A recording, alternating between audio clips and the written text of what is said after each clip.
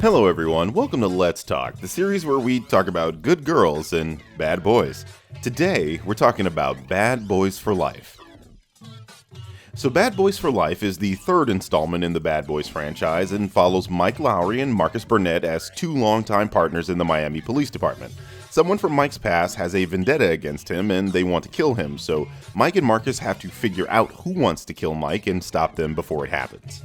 Full disclosure, I'm a big fan of this franchise and I was pretty hyped about it returning, so I kind of had big hopes for this film.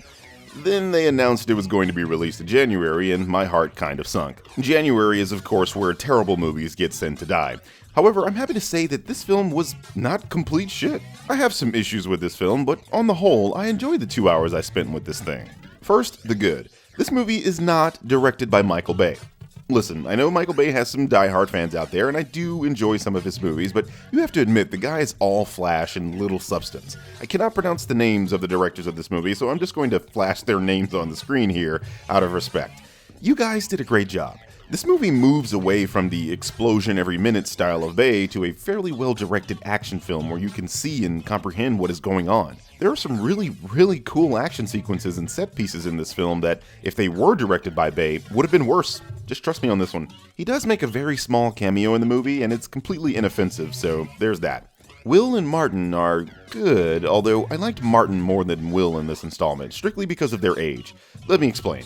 This movie is your typical old cop meets younger cop with new technology kind of film. You know how it's going to go. The older cop initially dislikes technology and tries to do things the old way, only for them to accept the technology in the end anyway.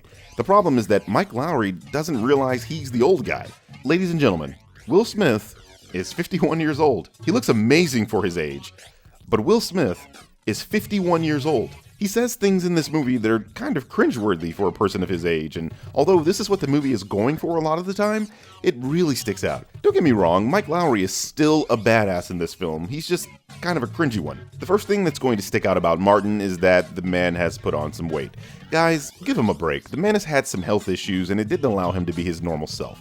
Get over it, because he's great in this film. Even though he's the comedic relief, this movie really gives you many layers to Marcus, and I think most people will be on his side throughout the entire film. He's truly the heart of the film, even though this installment mainly focuses on Mike. Another surprisingly good thing about this movie is the villain.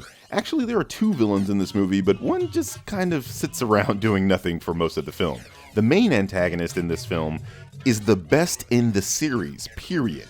This guy is absolutely dangerous, way more than a match for Mike Lowrey. In fact, this villain is responsible for two moments in this film that made the audience gasp, the second of which made people behind me cry.